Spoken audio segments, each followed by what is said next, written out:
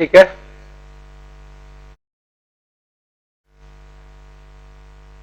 अगर एक से ज्यादा पॉइंट चार्जेस आसपास हैं तो उस केस में सभी का फोर्स निकालना पड़ेगा और उसका वेक्टर सम करना होगा। ठीक।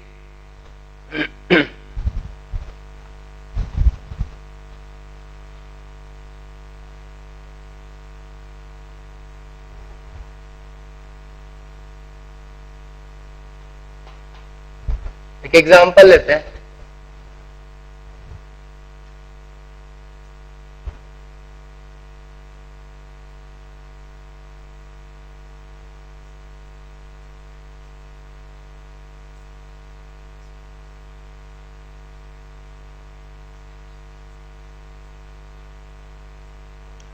We have 3 point charges A, B and C। ठीक।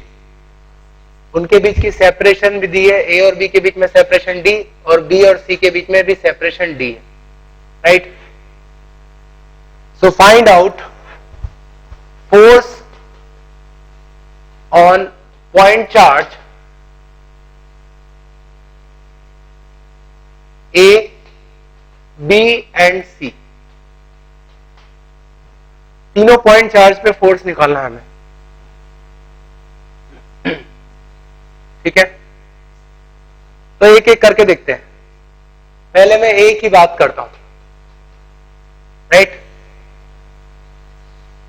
A को लोकेट कर लिया। तो एक ही लाइन में, तो सीधी सी बात है इस लाइन के अलाउंग ही फोर्स लगेगा। ठीक। A पर B कितना फोर्स लगाएगा और किस डायरेक्शन में लगाएगा, तो दोनों अपोजिट है, मतलब अट्रैक्शन होगा। तो B A को अट्रैक्ट करेगा, मतलब अपनी तरफ खींचेगा। तो B जो A पर फोर्स लगाएगा वो इस डायरेक्शन में होगा। ठीक है। तो ये फोर्स B लगा रहा है, इसलिए मैं इसको FB कह देता हूं। तो वो फोर्स ऑफ अट्रैक्शन होगा। ठीक है। कितना होगा वो निकाल सकते हैं। तो A और B के बीच में फोर्स कांस्टेंट, मैग्नीट्यूड लो चार्ज का Q square upon D square. तो इतना फोर्स ऑफ अट्रैक्शन होगा, B उसको खींचेगा अपनी तरफ। और C कितना लगाएगा A पर, तो दोनों प्लस प्लस मतलब रिपल्शन। तो C A को रिपेल करेगा, अपने से दूर भगाएगा। तो C A पर फोर्स लगाएगा इस डायरेक्शन, C A को पुश करेगा तो इस डायरेक्शन में रिपेल करेगा। जो फोर्स है उसको मैं FC कह देता हूं। कितना होगा इसका मैग्नीट्यूड फोर्स का, तो constant into magnitude of charge, दोनों का मैग्नीट्यूड का प्रोडक्ट ले लो, अपॉन डिस्टेंस कितनी है 2D का होल स्क्वायर। ठीक है ना। इस पर लगने वाला जो फोर्स है बिकॉज ऑफ C वो हो जाएगा कांस्टेंट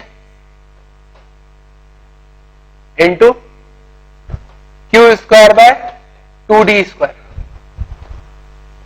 तो आप देख सकते हो B और C अपोजिट है, इसलिए दोनों एक दूसरे को कैंसिल करेंगे, बट दोनों का मैग्नीट्यूड सेम नहीं है। FB is greater than FC, तो जो रिजल्टेंट फोर्स है वो B की तरफ लगेगा। तो A पर लगने वाला रिजल्टेंट फोर्स B की तरफ लगेगा। ठीक है ना। और वो कितना होगा हम देख सकते हैं। तो it is equal to FB minus FC। Right. So constant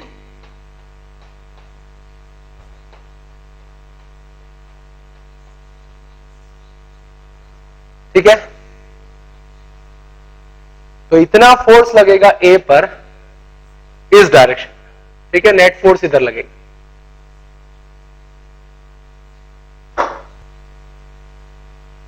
ऐसे ही अब हम B पर फोर्स निकाल सकते हैं।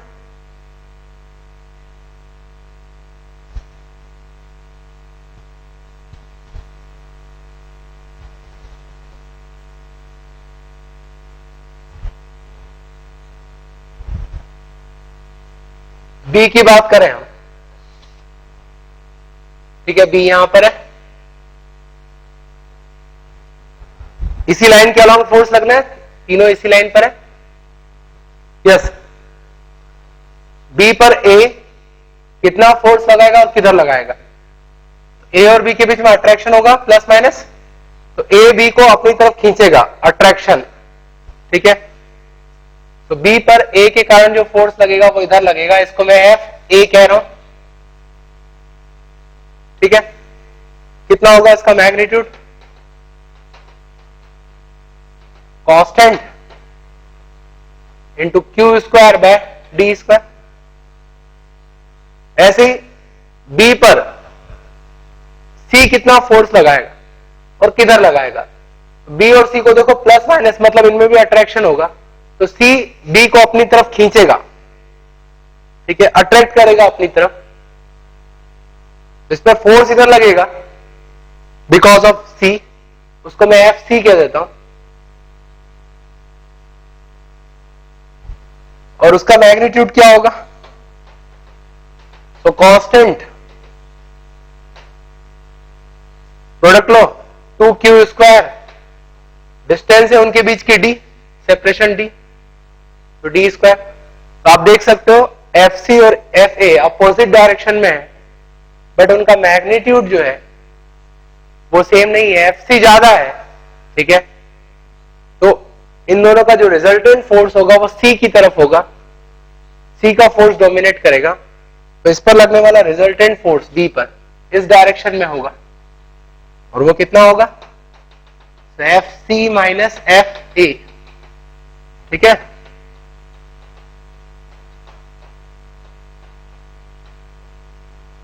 तो इतना फोर्स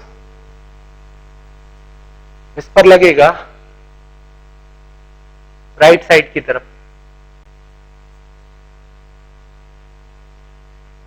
ठीक है,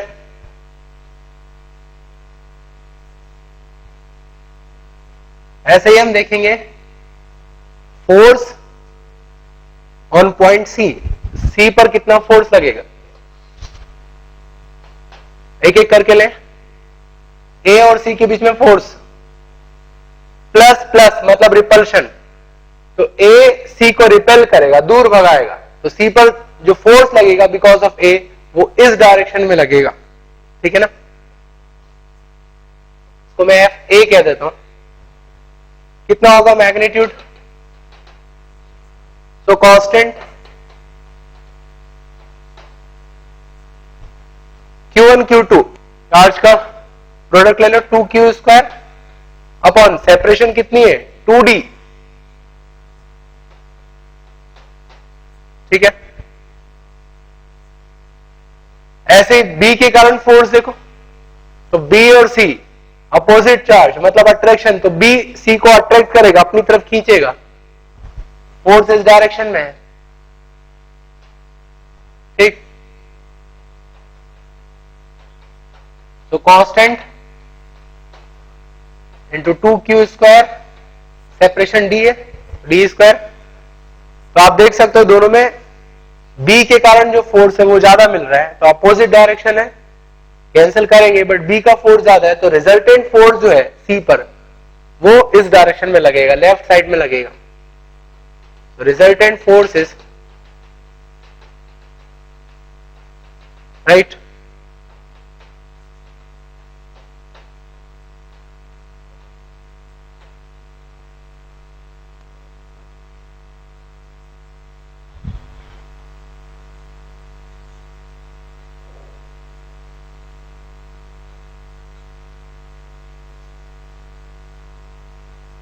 ठीक है, तो इस तरह से एक्सरसाइज करनी है आपको। ये तो आसान प्रॉब्लम था क्योंकि इसमें तीनों चार्जेस एक ही लाइन पर है। अगर वो प्लेन में होते कहीं और, तो उस केस में आपको फोर्स का वेक्टर सम करना होता, उसके लिए कंपोनेंट लेना होते फोर्सेस के। चलो एक और एग्जांपल लेते हैं। दो पॉइंट चार्जेस हैं,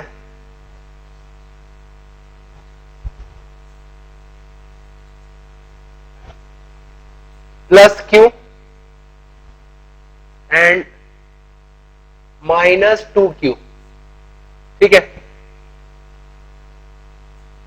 इनके बीच की सेपरेशन है d।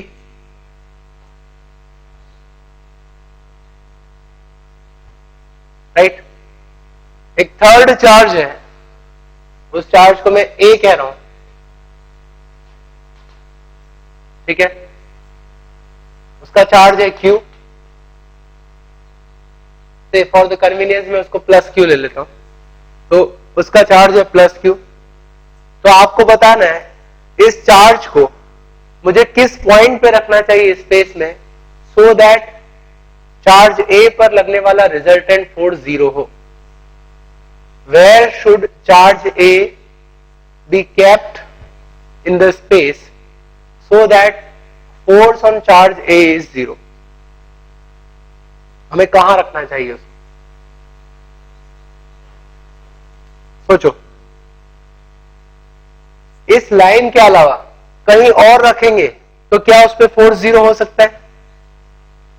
सीधे लॉजिक से हम कह सकते हैं कि इस लाइन के अलावा कहीं और भी रखा हमने उसको, जैसे मैंने यहां रख दिया, तो फोर्स 0 कभी नहीं हो सकता है, क्योंकि इन दोनों को जोड़ने वाली लाइन और इन दोनों को जोड़ने वाली लाइन अलग अलग है।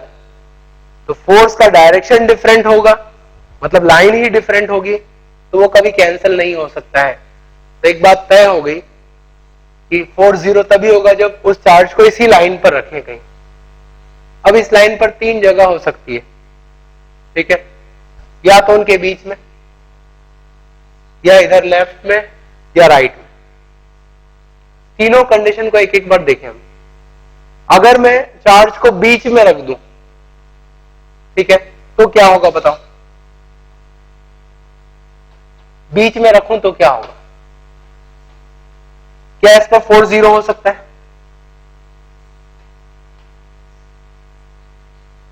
इस पर लगने वाला फोर्स निकालना है हमें।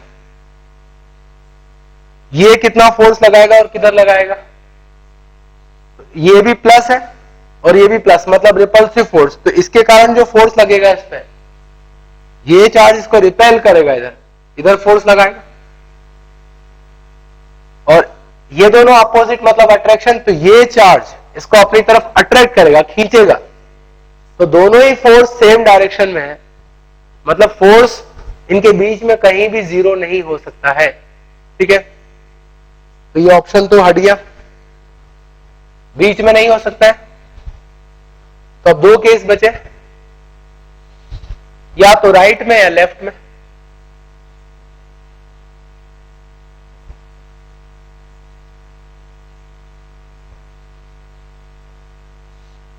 तो राइट में रख के देखता हूं पहले मैं, अब क्या होगा बताओ?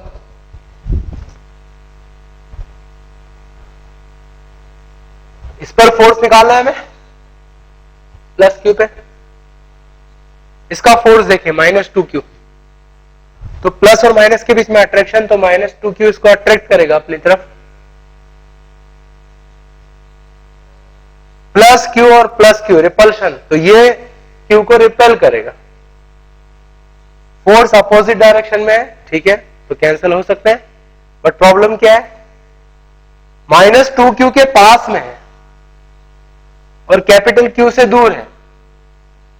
ठीक है, फोर्स चार्ज के मैग्नीट्यूड पे डिपेंड करता है, तो इसका मैग्नीट्यूड ज्यादा है तो ज्यादा फोर्स लगाएगा, और दूसरा डिस्टेंस भी कम है तो और भी ज्यादा फोर्स लगाएगा। इसका मैग्नीट्यूड कम है और डिस्टेंस ज्यादा है, मतलब दोनों के कारण जो फोर्स लग रहा है वो कभी भी इक्वल नहीं हो सकता है, अपोजिट तो है। दैट मीन्स आपको राइट में अगर आप रखोगे तो हमेशा जो फोर्स लगेगा वो नॉन जीरो होगा, और जो -2q का जो फोर्स है, ठीक है, वो ही डोमिनेट करेगा। तो राइट में आपको कोई पॉइंट नहीं मिलेगा। हाँ, अगर इनफाइनाइट पर रख दें तो एक अलग बात हुई, क्योंकि इनफाइनाइट पर दोनों का फोर्स 0 हो जाएगा, तो एक तरह से 0 फोर्स हुआ, बट वो एक्सट्रीम केस हो गया। ठीक है, इसके अलावा इस तरफ देखें, लेफ्ट में, लेफ्ट में हो सकता है मिलना ही चाहिए।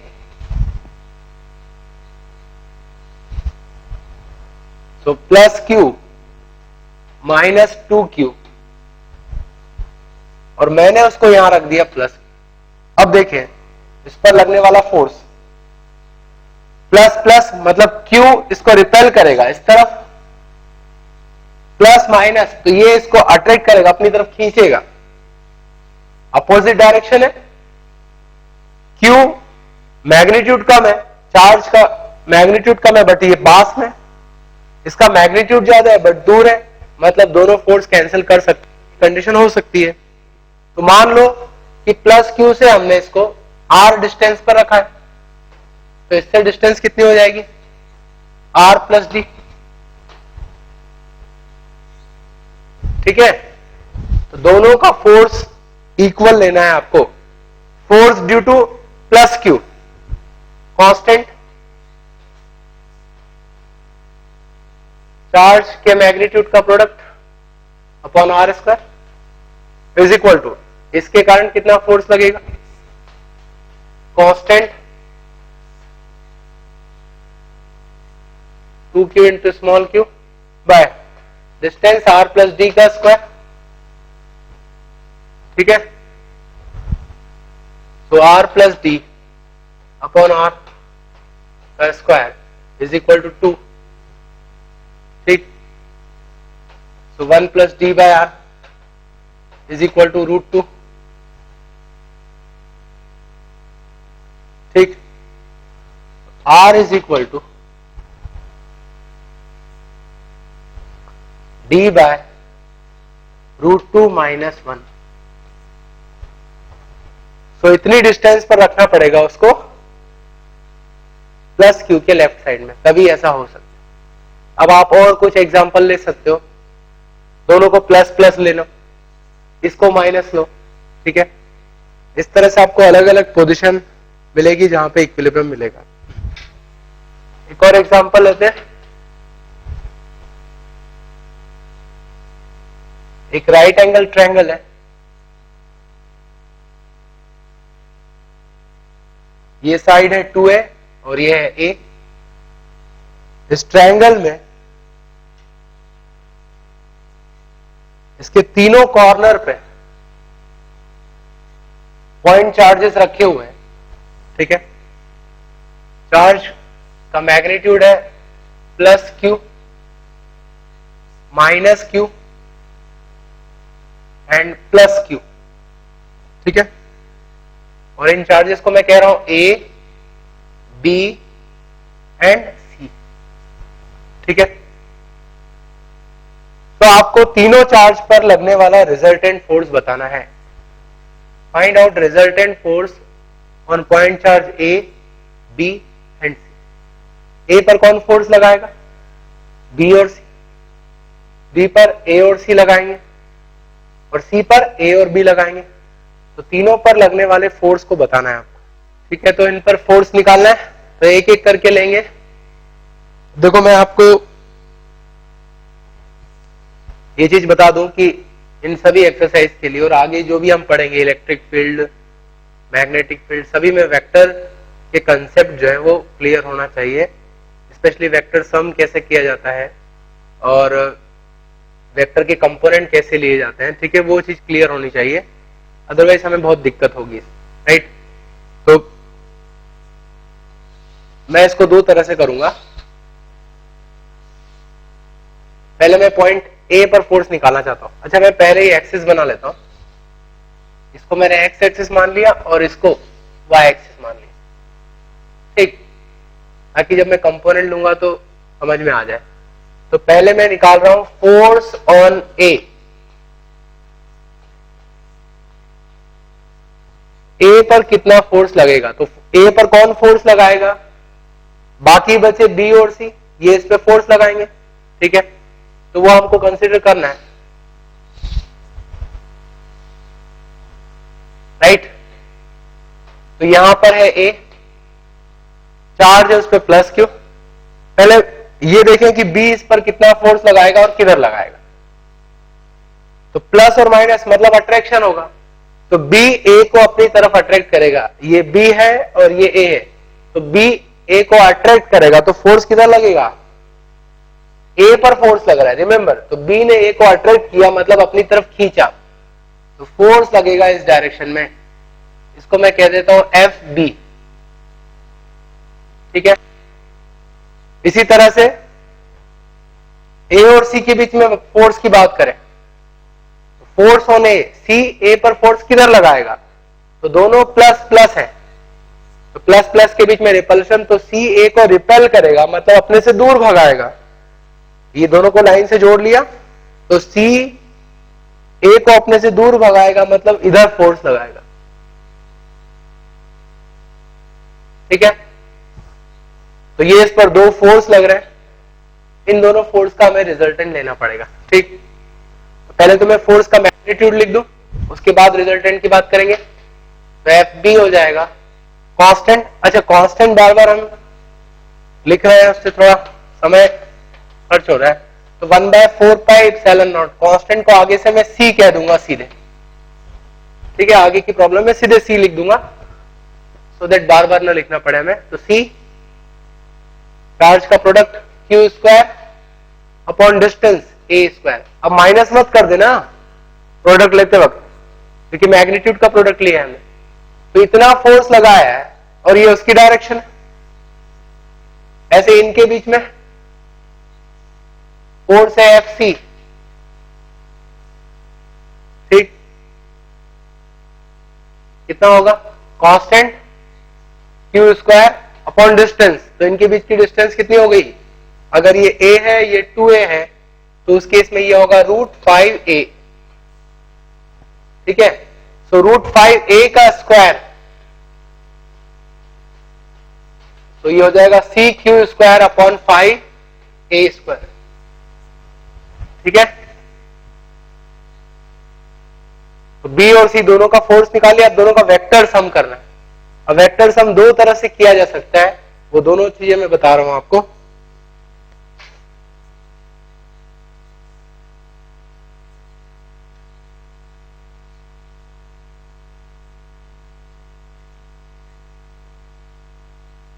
समझना,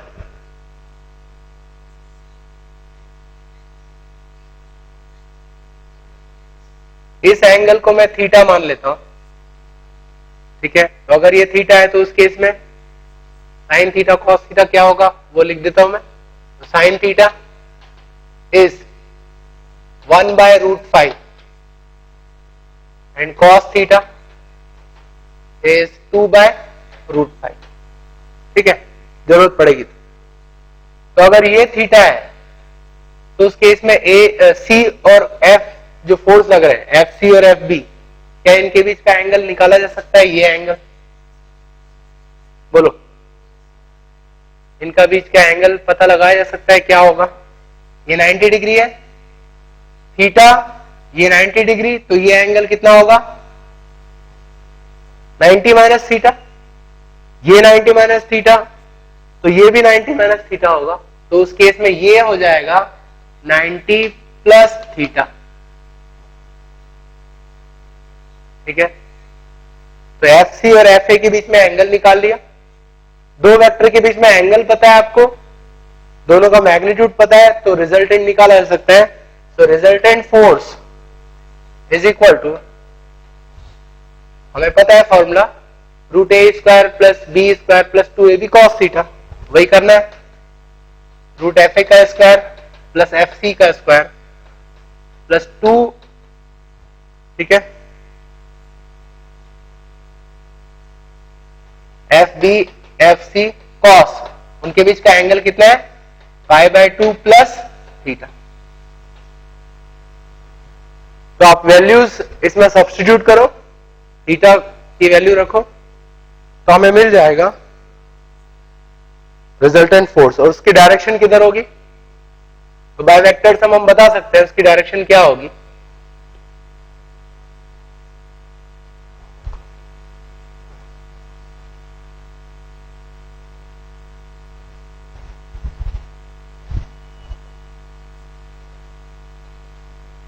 ठीक है, तो जो फोर्स है वो इस तरफ लगेगा कहीं।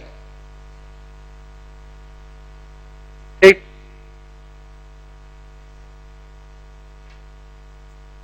तो एक तो ये तरीका है,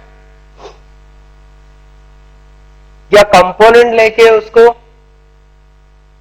वेक्टर फॉर्म में भी लिखा जा सकता है।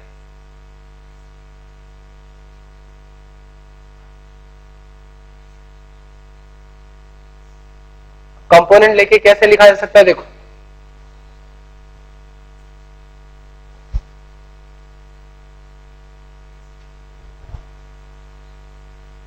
समझना।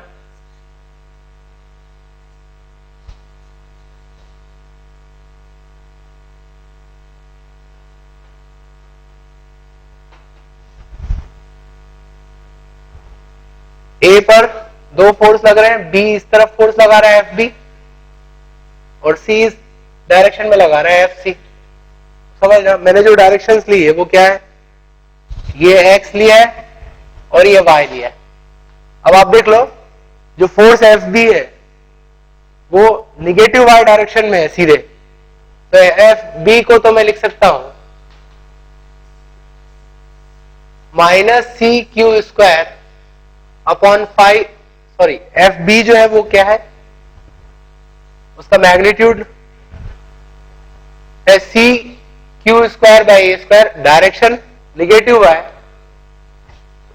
Minus J cap. ठीक है, और ऐसे सी की बात करें तो समझना, एक एक्स डायरेक्शन में लाइन खींची और एक वाई डायरेक्शन में, ये एंगल थीटा है, तो उस केस में ये भी एंगल थीटा होगा। तो जो एफ सी फोर्स है इसके दो कंपोनेंट लेंगे हम, इस तरफ होगा एफ सी कॉस थीटा और इस तरफ होगा F C sine theta. Component ले लिए, और आप इसको वेक्टर फॉर्म में कैसे लिख सकते हैं एफ सी फोर्स को, यस कैसा लिखा जा सकता है, तो इसका कॉस कंपोनेंट जो है वो निगेटिव एक्स डायरेक्शन में और sine component positive Y direction में, तो ये हो जाएगा minus F C cos theta I cap plus F C sine theta J cap. तो आपने दोनों फोर्स को वेक्टर फॉर्म में लिख लिया। अब आपको टोटल फोर्स निकालना है, तो क्या करना होगा, सिर्फ दोनों फोर्स को वेक्टर सम करना है। ठीक है, दोनों को आई और जे के फॉर्म में लिख दिया। अब आप रेस्पेक्टिव कंपोनेंट्स को ऐड कर लो और रिजल्टेंट फोर्स मिल जाएगा। ठीक है, तो इस तरह से हम ए पर फोर्स निकाल सकते हैं। यही एक्सरसाइज हमें बी और सी के लिए भी करनी है। ठीक है, तो याद रखना, जब भी हम फोर्सेस का वेक्टर सम करेंगे तो उस केस में आपको वेक्टर की डायरेक्शन प्रॉपरली लेनी है, उसके कंपोनेंट्स लेने हैं। ठीक है, वेक्टर सम के रूल्स हैं, उसको एक बार आप प्रैक्टिस करो, उसके बाद इस तरह की प्रॉब्लम्स को किया जा सकता है।